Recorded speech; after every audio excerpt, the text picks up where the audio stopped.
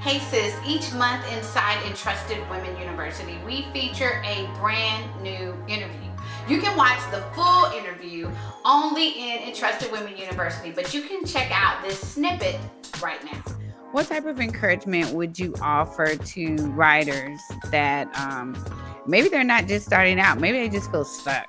Maybe they're like, I quit.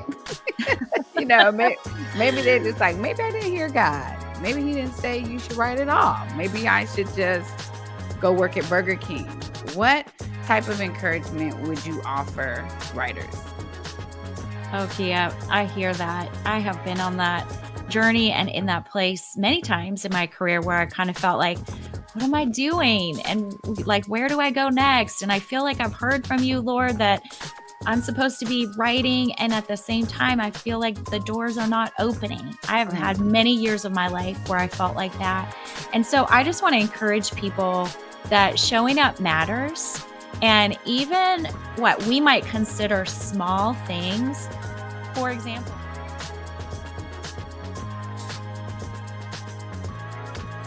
And we are kicking things off with an old friend, but she may be a new friend to some of you guys, Dorina Lazo Gilmore Young. Hi, Dorina. How are you? Hey, Kia. Thanks for having me. Thanks for coming, girl. We got a lot to talk about because you have been a busy woman, writer, and speaker. So, for those of you who are not familiar with Dorina, I just want to share her bio with you, and then we're going to jump into some questions with information that I know will be beneficial for you. So, Dorina Lazo Gilmore Young grew up in a multiracial family and is a sought after speaker, former newspaper reporter, teacher, and award winning author of numerous books, including 3 released in 2023. Yes, that's when we're recording this right now. You're going to see this in 2024. So, Chasing God's Glory, Waterbrook Multnomah, Create in Me a Heart of Mercy, Reveal Books, and Breathing Through Grief, which I actually have a copy of. Hold on a minute. But I'm also giving it away. Breathing Through Grief. And that is Ink and Willow.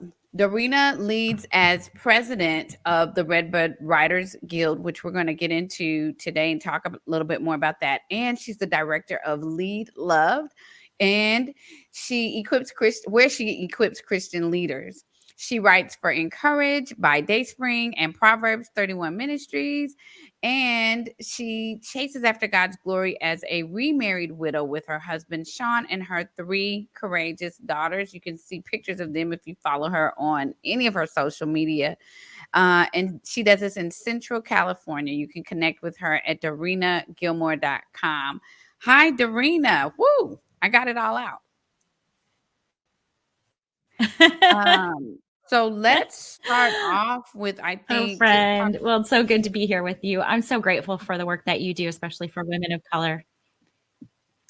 thank you. Yeah, I'm grateful too. I get to meet so many new and inspirational people like yourself. So, Dorina, how did you get into writing? How did this all come about? There's a long and a short answer to that. I will say that I am one of those kids who, in first grade, when they said, "What do you want to be when you grow up?" I said I wanted to be a writer. And it's Hmm. because I had an amazing first grade teacher who encouraged me that I could do just that. Shout out to And I teachers. want to share that as the initial sort of entry point into writing. Because, yeah, I want to give a shout out to teachers. And I think that encouragement that we can get from teachers really can impact our future. So, I did take sort of a practical writing route in high school, college, got involved in the student newspapers, and then studied journalism and went into newspaper reporting, where it was like, okay, I could kind of get paid for doing the writing thing that I love to do. But even as a young person, I always dreamed of publishing books, specifically wanted to publish children's books. And because of the wild adventure of following God, have actually published books in several different genres now. And I'm so grateful for those opportunities. Awesome. Awesome. I mean, it's crazy how many roles a teacher can have. I was an educator too, and so I think that prepares you for a broad range of career paths. Certainly, the literary career path. I did a lot of writing as a teacher, and so I definitely can understand. And were you elementary? Were you elementary? Actually, I didn't begin teaching until later. I did journalism and I was a daily newspaper reporter. And then I got a job at our local university, Fresno Pacific University, which is a Christian college, teaching journalism. And now I'm actually teaching high school. So my kids go to the local Christian high school and I teach their journalism class. I'm more of a writing coach, is what they call me. So yeah, I feel like education, both my parents were educators, and I feel like education was always intertwined with my writing journey, even though I started out, first in daily journalism. Okay, okay, wow. So in addition to I didn't know about that other job. Like, wait, what? Okay, so in addition to teaching journalism or being a writing coach, you are also the president of RedBud Writers Guild. And I've heard that title so much and don't actually really know what it is, what they do, what benefit they offer to writers. So I'd love for you to share a little bit about that. Oh, yeah. Thanks for that opportunity. So, Redbud Writers Guild is actually an organization. It's a collective of Christian women writers. And our goal is really to bring together a vibrant and diverse movement of Christian women who are creators. So we have women who are writers in all different genres. We have speakers who are writers. We have podcasters. We have pastors. We have women who are working in this field of storytelling, is what I like to say. And really, our organization is about supporting those women on their journey. So it's not so much a like, oh, I want to publish a book. How do I do that? There's lots of other great organizations who teach people how to do that. But we want to come alongside people who are really looking at writing as part of their career path. And of course, that plays out in a lot of different ways, but we just recognize that the writing life is a lonely life sometimes. Sometimes we do our work like, this is where I do In my work, sitting in my isolation. office by Yeah. myself. And so we want to create an environment where there are colleagues that you have to connect with, to pray over you, even to learn from, because we all have different things that we've learned along the way. And so, even just being collaborative in what we've learned, I think can strengthen all of us on the journey. So, that's who we are. We are about 100 in our membership. I know several Entrusted women are part of our collective too. And I love the chance that I've gotten in the last 2 years since I become the president to really foster a community that is welcoming, that is not competitive, that is diverse. And so we have women from all different cultural backgrounds and different generations and genres, and really that we can learn from each other in that diversity. And that's one of my heartbeats with it. Okay, awesome. And so what are some of the benefits? I know you talked about them. I think I was over on your website just kind of perusing the website and saw like you have the books of some of the authors who are a part of the Writers Guild. So I know that's one of the benefits. People can share their book on the website. Yeah, we have several different benefits. Participation collaboratively is really the core of our values. And so one of the things you mentioned was being able to champion each other's books. So we have a private Facebook group, which is where we do a lot of our interaction. And whenever someone is writing a book, putting out a book proposal, or publishing a book, we are there to champion each other, to ask questions.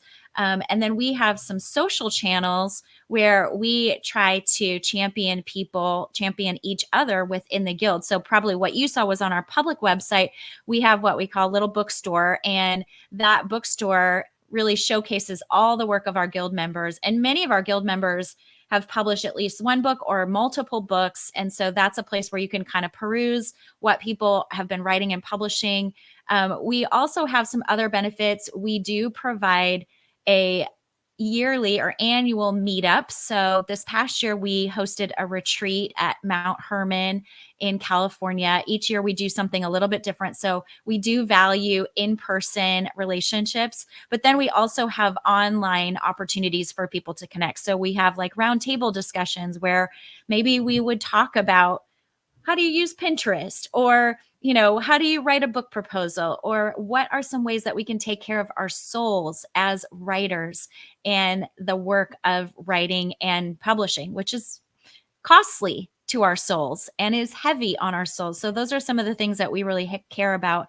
We also have a publication that we're moving to Substack. So in January of 24, when y'all are watching this, we'll be over on Substack, and our publication is called The Hyphen. And so it's like a website where we are showcasing the writing of people within our guild. And that's a place where industry professionals are reading, where other writers are reading and learning, and it's really public facing. And it's a chance for women who are in our guild to just work on their craft of writing and have a place where they can Mhm. publish and share with others. So those are some of the main benefits. I would say for myself personally, just knowing that I have this group of friends or colleagues who are on the journey, that I can ask them honest questions about money, about agents, about, how to edit or how to deal with an editor, those types Mhm. of things that, maybe are not as much in a public forum.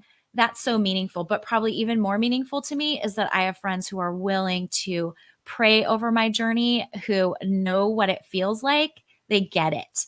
Yeah. And that's really what we're trying to create. Awesome, awesome. And so we were talking about your intake, or when you do recruit new members, and you do that once a year. Yes. So we have an open period in the month of October where people can apply.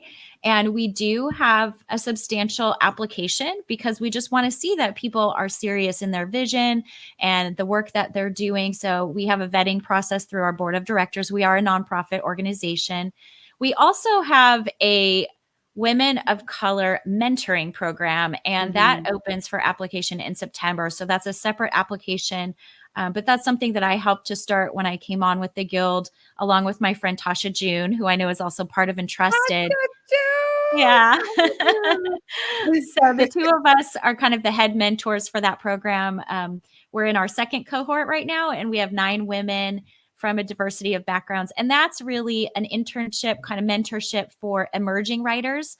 So if you're just kind of getting started, you've got your eye on Mhm. the guild and you want to get there, we spend a whole year mentoring each other in a group setting and helping people on their career path, as they're just getting started as writers. Mhm. Yeah, I remember when you shared that earlier this year, and I shared it in the group, and then someone got selected to become a mentee, I guess a Yeah. mentee, and she sent me a text message saying, "Oh my gosh, I got selected to be a mentee. I'm so excited. I wouldn't have known about this if you hadn't put it in Trusted Women." So she was just really over the moon to be mentored in her writing. And so I'm excited about that opportunity that you guys have created within Redbud to kind of help some of the women that are just starting out. Mhm. So that's awesome. Now I do. Oh, before we shift, because we're getting ready to shift gears and talk about your new book. But what encouragement? Because you've had such a great career thus far. You've written so many books, had a lot of success. What type of encouragement would you offer to writers that maybe they're not just starting out? Maybe they just feel stuck. Maybe they're like, I quit. Maybe they're just like, maybe I didn't hear God. Maybe he didn't say you should write at all. Maybe I should just go work at Burger King. What type of encouragement would you offer writers? Okay, yeah, I hear that. I have been on that journey and in that place many times in my career where I kind of felt like, what am I doing? And like, where do I go next? And I feel like I've heard from you, Lord, that I'm supposed to be writing, and at the same time, I feel like the doors are not opening. I have Right. had many years of my life where I felt like that. And so I just want to encourage people that showing up matters. And even what we might consider small things, for example, posting on Instagram or writing a newsletter for our people, even if it's 5 people, even if it's 100 people or 500 people, if you imagine those people in your office hanging out with you, wow, what a privilege to have a personal conversation with them, to encourage them in that way. And I have continued to be surprised. I shouldn't be, but I've been continually surprised throughout my career at how God will open up a door that I'm not expecting and how powerful the impact can be through that door. So, for example, I published my Cora Cook's Ponset, which is an award winning children's book, almost 12 years ago. And I had a dry spell of 10 years where I did not hear a green light from an editor or publisher. I had lots of agents and editors who encouraged me, oh, this is great writing, oh, we love this story, but this story is too niche. I was really very passionate about sharing multicultural books, and just in the last few years that door has opened, and I got to connect with Bumi Ishola, who is an editor at Waterbrook Multnomah. And when we had that conversation, it was like exactly what she was looking for is what I have been writing for 10 years and being rejected for 10 years. And so I say that hopefully as an encouragement to folks that sometimes we need to wait, but waiting doesn't mean being idle. That in the Mhm. waiting, we can work on our storytelling, we can work on our writing.